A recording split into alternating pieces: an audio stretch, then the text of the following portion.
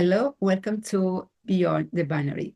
Today we talk about artificial intelligence analytics versus human mentoring. We observe the differences between the two different approaches and see how we can combine the two in order to get a new way to make coaching and mentoring even more effective. I'm Carla Benedetti. I'm the founder of TH Habitat. It's a tech startup with the mission to develop AI-powered solutions to help organizations in making all the people learning and development processes even more effective, combining the human experience with artificial intelligence. I'm a coach. I've been coaching for almost 20 years. I'm a registered mentor and a trainer.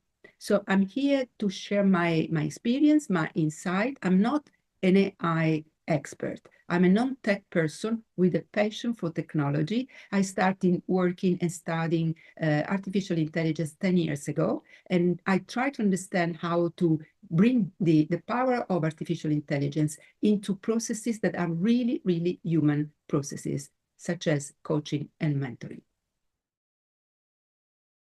First of all, what is mentoring? What do we mean by mentoring in coaching? Because it is not exactly the same thing that we mean when we say mentoring in the workplace.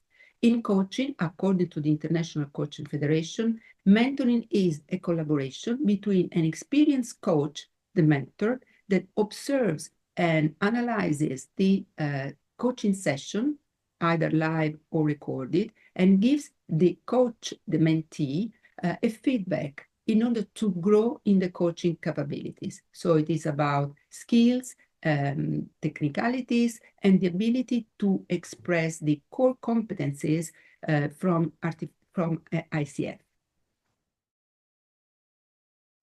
Now that we are clear about what we mean by mentoring in coaching, and I really hope that you agree with me, I think it would be useful to see what are the human qualities that we bring into the coaching conversation and what is different between us and a machine.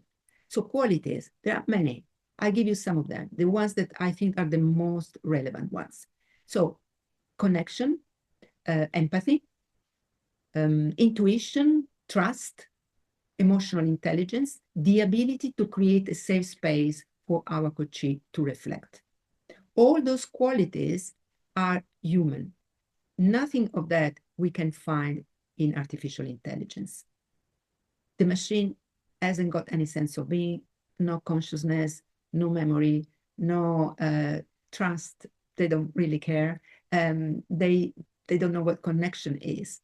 The fact is that the training that machines and AI and the new models of AI is so evolved that really when we interact with a machine, it really sounds and look very similar to us, which is good. It's very good. I mean, we can use it. It can be very useful to get some help in carry on with our tasks. At the same time, what could happen in the coaching process is that this human similar communication can lower the standard of our coaching. At the same time, we as humans can limit our effectiveness of our coaching.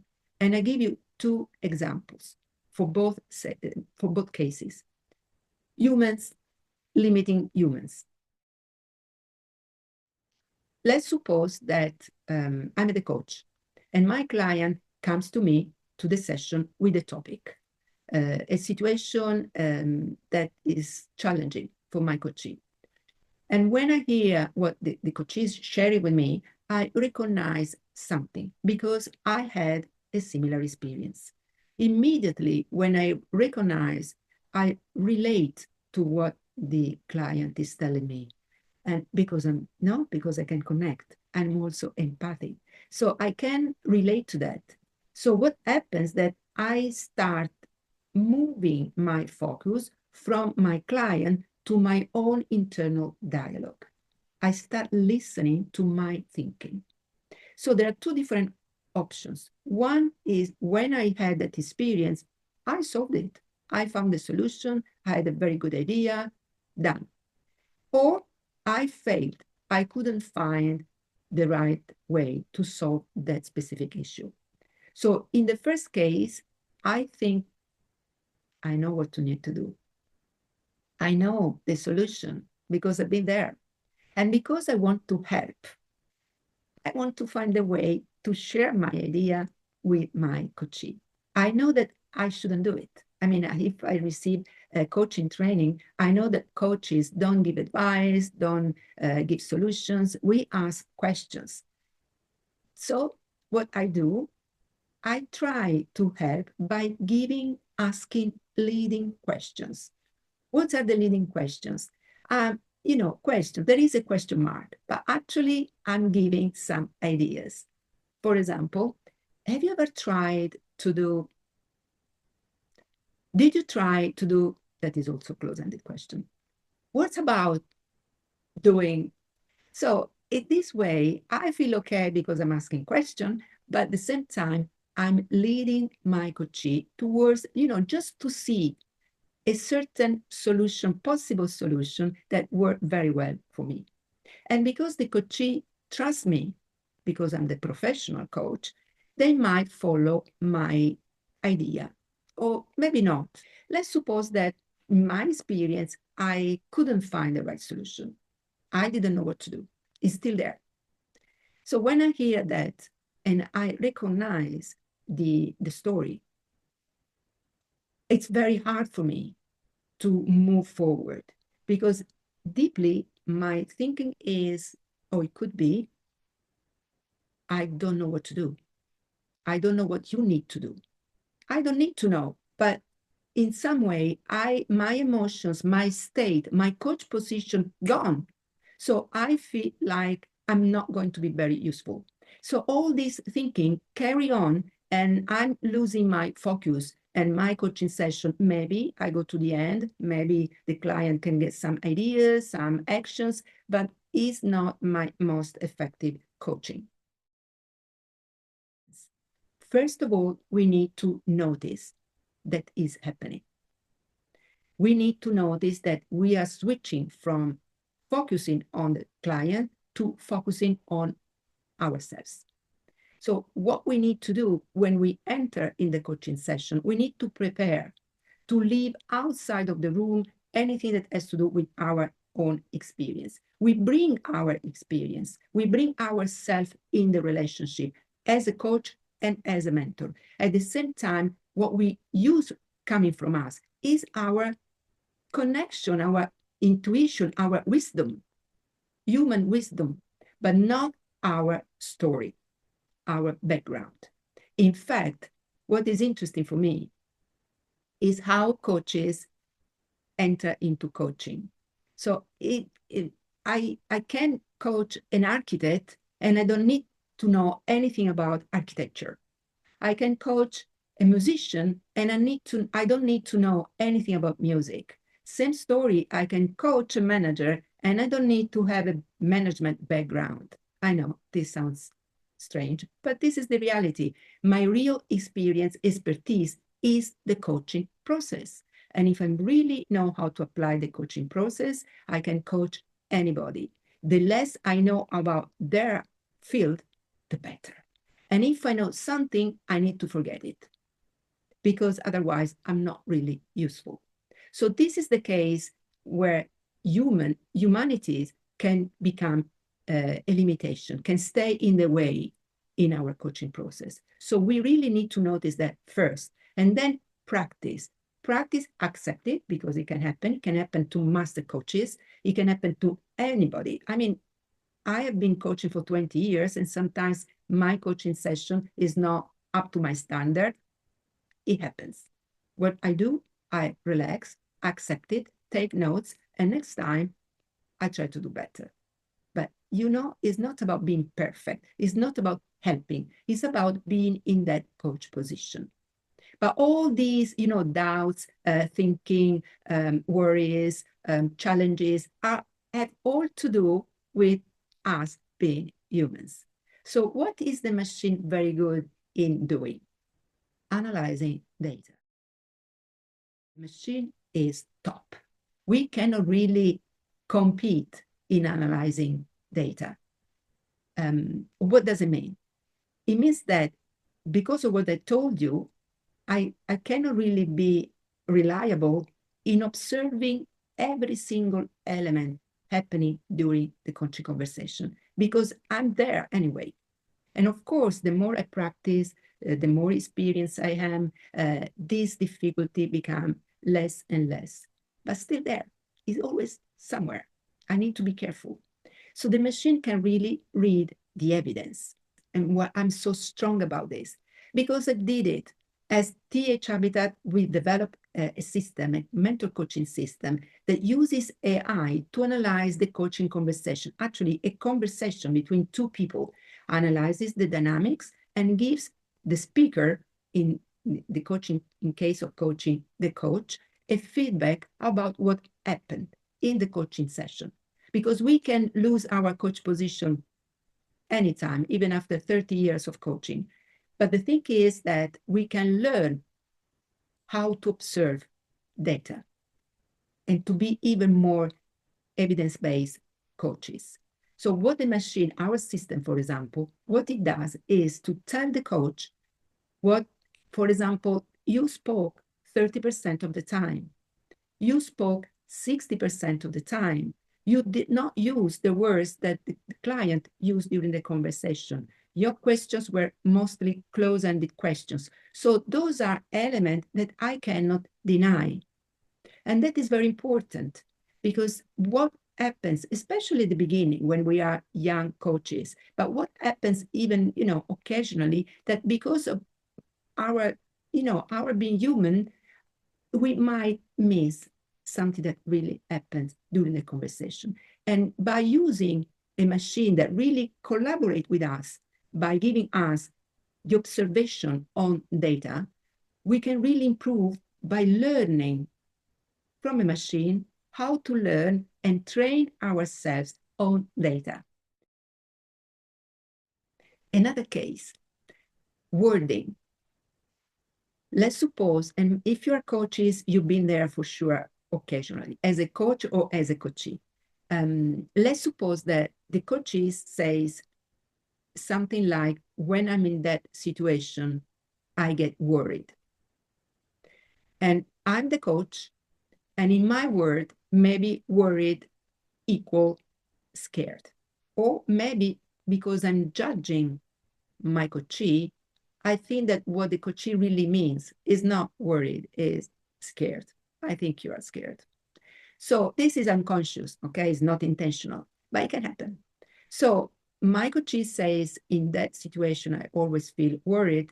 And I go back with a question using the word scared. So in that situation, you are scared. What could be blah, blah, blah, blah, blah. What happens in that moment? Many things in the coachee. The coachee might get disturbed by me changing the word and could say, no, I didn't say scared. I said worried. And in that moment, the level of trust goes a bit lower. We can fix it, but still, we miss some connection. At the same time, the coachee could feel judged. Why did you use the word scared? Why do you think I'm scared? I'm not scared. I'm just worried because of the consequences. So for that, just by using a different word, I stop the flow of my coachee. So the coachee is no longer thinking, listening to himself or herself, and he start thinking about me. Why did you, coach, use that word? It doesn't last for minutes, it just few seconds. For those few seconds are enough to stop the flow. So using the same word is another thing that we need to pay attention to. And as humans, we may do it. Sometimes when I do mentoring, I notice in some coaches that is a pattern. They tend, or we may tend, to translate what we hear from the coachee into a different language, our language. And this very often happens when we have a common background. Like, I know what you mean. This is not useful. And this is something that we do as humans. Machines don't do that. They don't need to change the word. Actually, when you you start a conversation with the ChatGPT or something else, they tend to repeat, no, what you said. they tend to say, to recap what you said, using your words. And on that recap, they build their outcome. So in that, machines are very good. What are not good in doing machines? In intuitions, for example. And I have a story to share with you. It's a real one. It was years ago. I was coaching a manager, a senior in a big company. And this guy came to me and we were working on leadership, in becoming a better leader. One day he comes to me to the session and he says, I heard a rumor in my company. There is an reorganization and I think I will be promoted. He was very excited. At the same time, anxious. This is what he said. I didn't decide he was anxious. He told me. So he said, I really want to get promoted. Now that I hear this going on in the company, I want to use this session to get there, to really get the promotion. So I want to know how to guarantee that this is going to happen. So we went through the session, and then at a certain point, he said this to me. I cannot wait to see the time I will be promoted. I cannot wait to see the time I will be promoted. And I asked, I don't know why, I asked, and what time is it? The guy stopped. There was like 2 seconds of silence. He looked at me. He couldn't really see me. He was, looking beyond me. And then he started talking about meaning, about fulfillment, about how his life was going to change thanks to this promotion, which it was not about money or prestige. It was really about the ability to create an impact in the company, to become a reference for the team, to create a legacy. So he really opened up and started talking about very profound ideas about the meaning of that promotion. It got even a little bit emotional. And I was surprised. I thought, wow. And it was a few years ago. So my experience was less than today. So if you think about coaching, what time is it as a mentor? You would see that is a wrong question. In coaching, we are supposed to ask open-ended questions. So what time is it? The answer could be 3 o'clock, 7:45, is a close-ended question. But in that moment, with the tone of voice, the emotions that were in the session coming from the coachee, the excitement, that question became not just right, but powerful. To the point that he opened up and he went into these values and new legacy and meaning. Artificial intelligence will never ask that question because it's wrong. Because the machine goes through a logic, the way it's been trained. So it would ask logical question following, the statement coming from the coachee, but not a very weird, wrong question that in that case could be very powerful. And that was pure human intuition. I don't know where I got that question, but it was the best possible question in that moment. And I did an experiment. I went to Copilot and I tried to get the question from the machine. I have the questions here. Let me find them so I can read them to you. So what I did, I went to Copilot and I recreated the scenario. I said, okay, you now are my coach. Pretend to be my coach. And I'm working on my leadership. And I think my company is going to promote me. And then I said what the client told me. I cannot wait to see the time I will be promoted. And then I asked, what would you ask me now? And Copilot gave me 2 different questions. He said, I would ask you one of these questions, and I'm going to read them. The first one is, what actions are you already taking to make that promotion a reality? The second one, what qualities or skills do you think you need to develop to be ready for this step? Good questions. They're open-ended, they are linked to the statement, and they help me to get some clarity. But what is the difference? If you know logical levels, and if you don't know the logical levels, I strongly advise you to go to the web and find it and study Logical Levels by Robert Dills. What is the core of this model? Logical levels give us our different level of thinking, to make it simple. So the lower levels are related to tangible elements, tangible thinking and reasoning. The higher levels are related to untangible. So actions, capabilities, environment, it's all tangible, very easy to identify. The area of untangible is related to values, identities, meaning, spirituality, vision. So the higher we go with the logical levels, actually, the deeper we go with our thinking. And if you see the difference between my question and the questions suggested by the machine, what do you notice? My questions were created an exploration that touched values, vision, legacy, higher logical levels. The questions suggested by the machine, by Copilot, were about actions. What actions have you already done or you're going to do, blah, blah, blah, blah. And the other one was about capabilities. What skills do you need to be prepared? So let's put on the side the fact that whatever I do, the final decision is out of my control because it's the company deciding. Let's put that on the side. The difference is that my question opened up and gave the opportunity to my client to go higher, to explore what was really behind that desire of being promoted.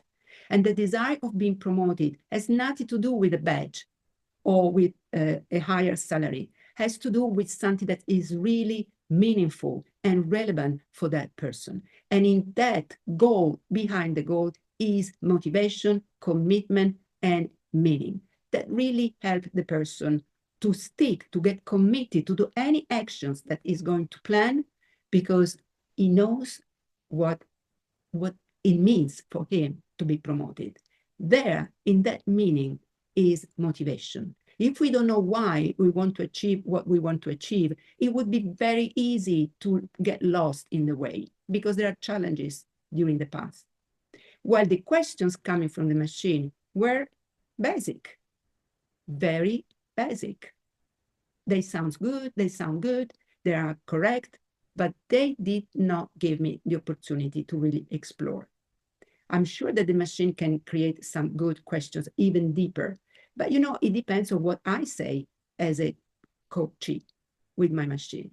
So what I want to say is that the wrong question I created was out of intuition, and it was out of the root, was out of the common sense in coaching. But in that moment was the best, perfect question for my client.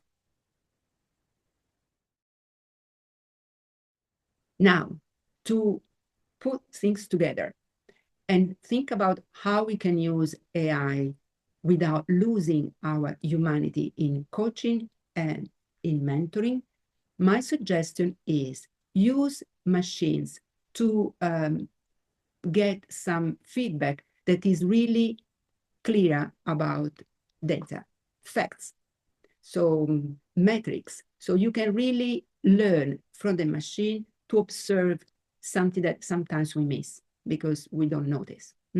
We notice something that is more related to us as humans. When you can also get feedback by a machine that is more an interpretation, analysis of your session or your conversation with some interpretation based, again, on the training. So in fact, the app that we created, and that was before, the generative AI came to the market, now has been integrated in a systemic platform. And we also connected to the feedback, the generative AI. So you can continue having a conversation with the machine. And I can tell you that the analysis can be very interesting. Still, don't take it as gold. So, and when it is about facts that you cannot deny, that really is useful for you to learn. When it's about an interpretation, is good, take what is useful. And if you're not sure, just share it with a peer, with a more experienced coach, with a mentor, and see what coming from the machine, because the machine can make mistakes, is useful for you and for your growing. Now, what about bias? I don't know how many times I heard talking about the bias in artificial intelligence. It's not the machine, it's not artificial intelligence, it's us. We are the ones that bring and put bias into the machine because of the training, because we don't know who is training the machine. We don't know who is leveling, the whatever is coming from the machine. So it's us. And what we need to pay attention to, and this is my idea, so take it or throw it away. AI doesn't know diversity. So I may use an expression that is okay in my culture, and the same expression may be not acceptable in another culture. I have no examples now in my mind. So this is just a very simple example. I may use an expression that the machine doesn't really recognize as wrong, or maybe the machine can recognize it as wrong, and maybe it's not wrong in my culture. So this diversity is not really there. So in terms of ethics and bias, this is something we need to pay attention to. And again, when you receive a feedback, you are asking the machine to give you coaching, or to coach you, or to mentor, to analyze your conversation, pay attention to these elements, because maybe you do something that for your class, especially if you do coaching internationally, if you talk with people from different countries and different cultures, and it's not just the culture in terms of identity in a specific country, but also in organizations. Each organization has its own culture. So you need to notice that. And this sense of uniqueness is not yet in the machine. Maybe one day. Honestly, I think we're getting worse and worse in that sense. But, this is something we need to take into account. So, recap. Mentoring based on data, good, the machine is great, better than us. Mentoring based on observation and interpretation, application of competencies, the machine can help us, but I would keep an eye and verify especially when I'm at the beginning as a coach, with a human mentor or a more experienced colleague. What else? Just enjoy it. I think this is it for today. I hope that this presentation has been useful. And if you have any other topic related to the binary word, beyond binary, just get in touch, let me know, and we organize more sessions with me or with somebody else. Thank you.